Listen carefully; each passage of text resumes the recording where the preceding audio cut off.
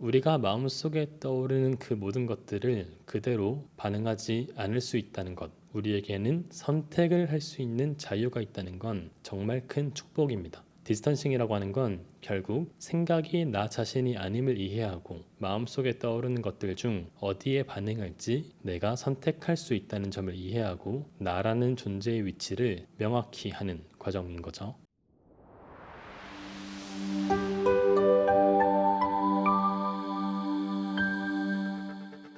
오늘도 마음에 담아두는 한 문장을 짧게 얘기하고 시작해 볼까 합니다. 오늘의 문장은 모욕 안 느끼도록 하고 라는 문장입니다. 혹시 이 표현이 어디서 왔는지 알고 계신 분, 어디서 나왔는지 알고 계신 분 계신가요? 이 문장은 노무현 전 대통령이 하신 말씀입니다. 우선은 이야기를 하기에 앞서서 일단 이 얘기는 전혀 정치적인 얘기는 아닙니다. 일단 제가 정치적인 옳고 그름을 따지는 일은 별로 관심이 없을 뿐더러 요즘 정치적으로 좀 예민한 시기죠. 좌우로 나뉘어가지고 분열이 깊어지는 시대입니다. 그래서 일단은 제가 높아심에 이 얘기 먼저 하고 이 이야기 자체는 정치 이야기를 하려고 하는 게 아니라는 점, 앞으로 제가 훨씬 더 우파적인 정치인이나 사상가의 표현도 인용할 것이라는 점을 명확히 얘기해 보겠습니다. 더 나아가서 제가 지난번에 얘기한 것처럼 나와 다른 외부 세상이 있다는 걸 배우는 건 아주 중요한 성장 과정이라고 했죠.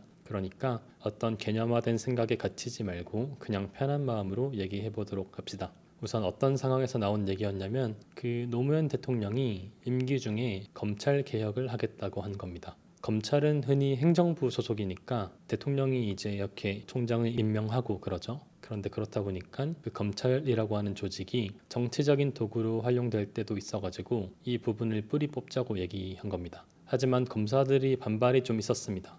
그래서 양쪽 얘기를 들어보면 대통령, 검사 양쪽의 의견 모두 일리가 있고 또 깊게 고민해 볼 사안들이 있었습니다. 그래서 이제 사회적으로 잘 조율하고 협의하면서 문제를 풀어나가야 하는 상황인 거죠. 그래서 노무현 대통령이 정치적으로 돌파구를 마련합니다. 전국 생방송으로 전국 검사들과 대화하는 자리를 마련한 거예요. 공개 생방송 토론으로 이야기를 나눠보자고 한 거죠. 당시에는 제법 큰 이슈였어요. 일단 대통령이 이런 식으로 대담하는 것도 드문 일이고 그것도 문제를 정면에서 마주하면서 토론으로 생방송을 하자는 게 제법 파격적인 접근이었습니다. 그래서 이렇게 모였는데 정치적으로 중요한 사안이다 보니까 양쪽의 기싸움이 엄청 팽팽했어요. 특히 토론 초반부에 한 검사님께서 이런 말씀을 하십니다. 오늘 토론 진행과 관련하여 부탁드릴 것이 있는데 대통령께서는 저희들이 인식하기에 토론의 달인으로 생각하고 있습니다. 하지만 저희들은 토론과는 익숙치 않은 그야말로 아마추어들입니다.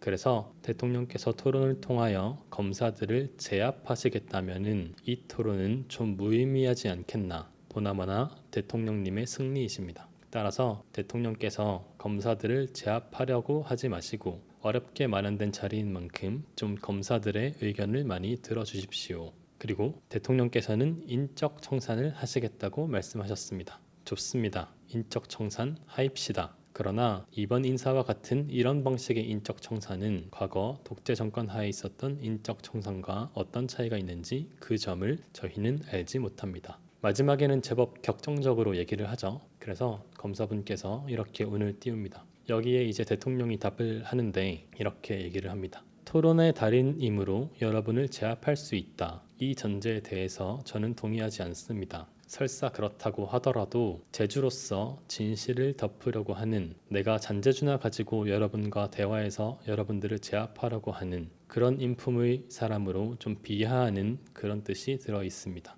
나는 상당히 모욕감을 느끼지만 이 자리에서 모욕 안 느끼도록 하고 토론에 지장 없이 서로 웃으며 넘어갑시다. 여기서 이 대목, 이 자리에서 모욕 안 느끼도록 하고 이게 아주 중요한 말이죠. 디스턴싱적으로 봤을 때는 이게 아주 중요한 말입니다. 여러분, 모욕감은 느끼는 거지. 그런 감정이 들면 그런 감정이 드는 거지 안 느끼도록 하고가 대체 무슨 말일까요? 디스턴싱을 접해왔던 분들이라면 이게 무슨 말인지 잘 이해하실 겁니다. 마음속에 떠오르는 감정들을 하나의 심리적 사건으로 바라보고 그것에 반응할지 말지 선택할 수 있다는 점을 이해하고 내가 원하는 가치에 나의 주의를 다시 집중시키는 것. 아주 심리적으로 유연하고 중요한 자세인데 이때 이런 말씀을 하셨더라고요. 눈을 감고 가만히 우리 마음속 강을 살펴보고 있으면 우리 마음속에는 많은 것들이 떠오릅니다. 어떤 생각도 떠오르고 감정도 떠오르겠죠. 이 사례에서는 대통령님은 모욕감을 느꼈다라고 합니다. 하지만 모욕감 느끼지 않도록 하고